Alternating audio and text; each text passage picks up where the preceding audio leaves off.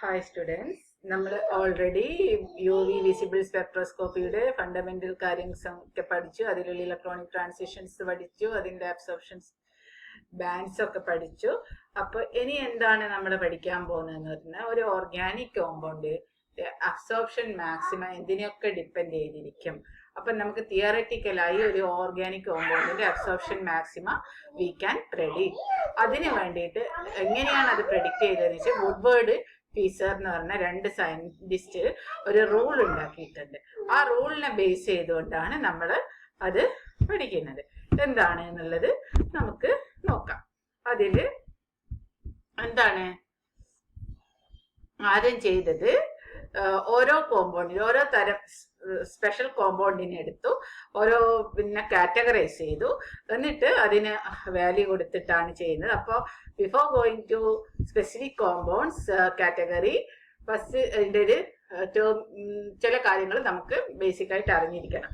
എന്താണ് homoannular dienes? Homoannular dienes എന്ന് പറഞ്ഞാൽ ഇതേപോലത്തെ കോമ്പൗണ്ട് ആണ് ഹോമോ അനിലാർ ഡൈൻസ് എന്ന് പറഞ്ഞാൽ. അതായത് ഒരു സൈക്ലിക് കോമ്പൗണ്ട്, അതിൻ്റെ ഉള്ളിൽ കോൺജുഗേറ്റഡ് ആയിട്ട് വരുന്ന ഡബിൾ ബോണ്ട്. ഇനി ഹോമോ ഹെട്രോ അനിലാർ എന്ന് പറയുന്നത് രണ്ട് സൈക്ലിക് കോമ്പൗണ്ടിൽ കോൺജുഗേറ്റഡ് ആയിട്ട് ഡബിൾ ബോണ്ട് വരുന്നത്. എൻഡോസൈക്ലിക് ഡബിൾ ബോണ്ട് എന്ന് പറഞ്ഞാൽ ഒരു റിങ്ങിന്റെ ഉള്ളിൽ വരുന്നത്. എക്സോസൈക്ലിക് ഡബിൾ ബോണ്ട് എന്ന് പറഞ്ഞാൽ നമ്മളിപ്പോ ഈ ഒരു റിങ്ങിനെയാണ് കൺസിഡർ ചെയ്യുന്നതെങ്കിൽ ആ റിങ്ങിന്റെ പുറത്തേക്കുള്ളത് അതാണ് എക്സോസൈക്ലിക് ഡബിൾ ബോണ്ട്. അതിന് ഡബിൾ ബോണ്ട് എക്സ്റ്റെൻഡിങ് കോൺജുഗേഷൻ എന്ന് പറഞ്ഞാൽ ഇത് ഹോമോ അനിലാറിന്റെ എക്സ്റ്റെൻഡ് ചെയ്യുന്ന കോൺജുഗേഷൻ എന്ന് പറയാം. ഇനി എന്താണ് ഇതെല്ലാം അതേപോലെ എക്സ്റ്റെൻഡ് ചെയ്ത് ഡബിൾ ബോണ്ട് എക്സ്റ്റെൻഡഡ് കോൺജുഗേഷൻ ആണ് എന്ന് പറയാം. അപ്പൊ ഇത്രയും കാര്യങ്ങളൊക്കെ മനസ്സിൽ വെക്കുക. ഇനി നമ്മൾ നോക്കാൻ പോകുന്നത് ഈ Fieser rule for the conjugated dienes and trienes എങ്ങനെയാണ്. അതിനെന്താണ് അവർ പറയുന്നത്? ആദ്യം കുറച്ച് കോമ്പൗണ്ട്സിന്റെ പാരന്റ്, അതായത് അതിന്റെ ബേസിക് ആയിട്ടുള്ള കുറച്ചൊരു പാരന്റ് മോളിക്യൂൾ കൺസിഡർ ചെയ്തിട്ട് അതിന്റെ പാരന്റിങ് വാല്യൂ ഇതാണ് എന്ന് പറഞ്ഞിട്ട് അതിലുള്ള സബ്സ്റ്റിറ്റ്യൂഷൻ അല്ലെങ്കിൽ ഇതേപോലെ എക്സ്റ്റെൻഡിങ് കോൺജുഗേഷൻ, എക്സോ ഡബിൾ ബോണ്ട് വരുന്നത്, എൻഡോസൈക്ലിക് ഡബിൾ ബോണ്ട്, അങ്ങനെ അതിനെല്ലാം ഓരോരോ വാല്യൂ കൊടുത്തിട്ട് അത് ഈ ബേസ് വാല്യൂന്റെ കൂടെ ആഡ് ചെയ്ത് കിട്ടിയാൽ അത് ലാംഡ മാക്സിമം പറയുന്നത്.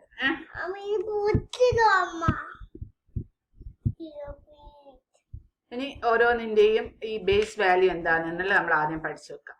ഹോമോ അനിലാർ കോൺജുഗേറ്റഡ് ഡൈൻസ് ആണെങ്കിൽ അതിന്റെ ബേസ് വാല്യൂ 253, ഹെട്രോ അനിലാർ ആണെങ്കിൽ 214, butadiene system or cyclic conjugated dynes ആണ് 217, അസൈക്ലിക് ട്രൈൻസ് ആണ് 245. അപ്പൊ ഇതാദ്യം നമ്മൾ ബൈഹാർട്ട് പഠിച്ചു മതി. ഇനി എന്താണ് ഓരോന്നിന്റെയും സബ്സ്റ്റിറ്റ്യൂട്ടഡ് വരുന്നതിന്റെ വാല്യൂ. ഇപ്പൊ ഓൾറെഡി നമ്മൾ ഒരു പാരന്റ് കോമ്പൗണ്ടിനെ കണ്ടുപിടിച്ച്, അതായത് ഇതിൽ ഏതെങ്കിലും ഒന്നായിരിക്കും പാരന്റ് കോമ്പൗണ്ട് എന്ന് പറയുന്നത്. അപ്പൊ അത് ഇത് ബേസ് വാല്യൂ ആയിട്ട് എടുക്കുക.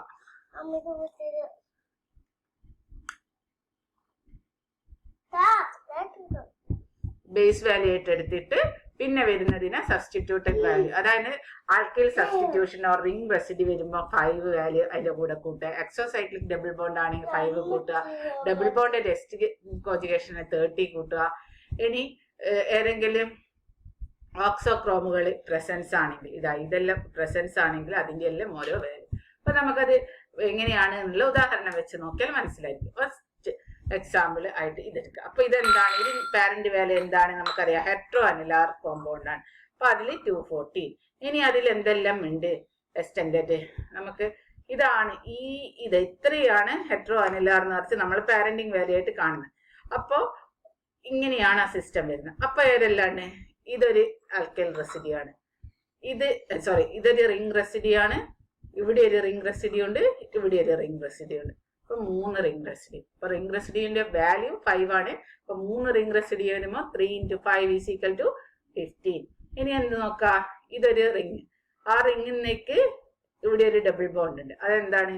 എക്സോ സൈക്ലിക് ഡബിൾ ബോണ്ട് ആണ് അല്ലെ. അപ്പൊ ഒരു 1 എക്സോ സൈക്ലിക് ഡബിൾ ബോണ്ട് ഉണ്ട് 5. അപ്പൊ അതെല്ലാം കൂട്ടിക്കഴിഞ്ഞാൽ 234.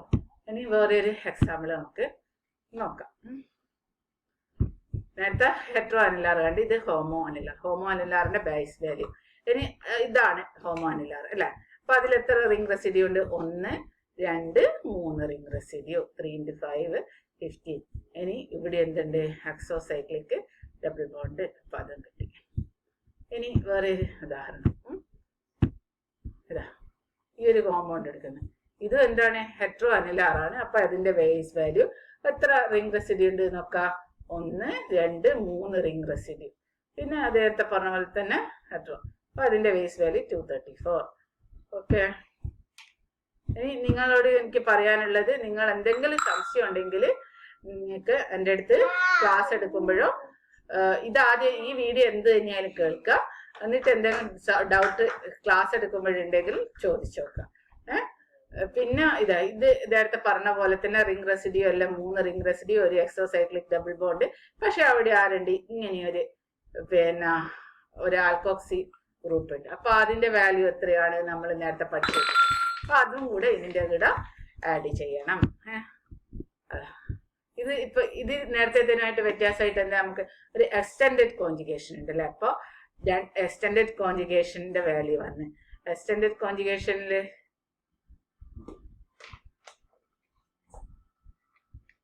ഹോമോ അനിലാറ് പിന്നെ 1, 2, 3, 4, 5 റിംഗ് റെസിഡ്യൂ. പിന്നെ 2 ഡബിൾ ബോണ്ട് എസ്, 1, 2 2 എക്സോ ഡബിൾ ബോണ്ട്. പിന്നെ എന്താണ്, സോറി 2 മാത്രമായിരിക്കില്ല, 1, 2, 3 ഉണ്ട്. 3 എക്സോസൈക്ലിക് ഡബിൾ ബോണ്ട്. പിന്നെ extended 2 double bond extend, 2 double bond extend ചെയ്യുന്നുണ്ട് അല്ലേ. അപ്പോൾ അതുകൊണ്ട് 2 × 30 × 60 നാനോമീറ്റർ. പിന്നെ ഈ ഒരു ഇത് അപ്പോൾ അതും കൂടെ കൂട്ടുക. മൊത്തം 0 നാനോമീറ്റർ എന്തോന്ന്. ഈ ഒരു ഇതിൻ്റെ CH3ക്ക് 0 ആയിരിക്കും, 0. അപ്പൊ ഇത്രയും കാര്യങ്ങളാണ് ഡബിൾ ബോണ്ട് ട്രൈൻ്റെ ഫിസർ റൂൾസ്. കുറേ ഉദാഹരണങ്ങൾ പല ടെസ്റ്റിലുണ്ട്, എല്ലാം നോക്കാം. എന്തെങ്കിലും സംശയം ഉണ്ടെങ്കിൽ ചോദിക്കുക. നിങ്ങൾക്ക് ജസ്റ്റ് അറിയാൻ വേണ്ടി നിങ്ങൾ പഠിക്കേണ്ടത് എന്താണ്, ഈ ബേസ് വാല്യൂ പഠിക്കണം. പിന്നെ ഈ ഒരു വാല്യൂ എന്താണ് എന്നുള്ള, എന്താണ് ഈ alkyl substitution, ring substitution, exocyclic double bond ഉണ്ടോ നോക്കുക, ഡബിൾ ബോണ്ട് എക്സ്റ്റെൻഡിങ് കോൺജുഗേഷൻ ഉണ്ടോ നോക്കുക, എത്ര ഡബിൾ ബോണ്ട് എക്സ്റ്റെൻഡിങ് കോൺജുഗേഷൻ ഉണ്ട് അത് ഇൻറ്റു അത് കൂട്ടണം. പിന്നെ ഇത്രയും ഓക്സോക്രോംസ് ഉണ്ടെങ്കിൽ അതിന്റെ വാല്യൂ ഇതാ. ഇത് OCH3 0 ആണ്, അതുകൊണ്ടാണ് 0 കൂട്ടിയിട്ടുള്ളത്. അപ്പൊ ഇത്രയും കാര്യങ്ങളാണ് ഡൈൻസിന്റെ കോൺജുഗേറ്റഡ് ഡൈൻസ്. ഏതിന്റെ കേസിലാണ് നമ്മളിപ്പോ നോക്കിയത്? കോൺജുഗേറ്റഡ് ഡൈൻസിന്റെ കേസിൽ. Conjugated dienes and trienes. Thank U.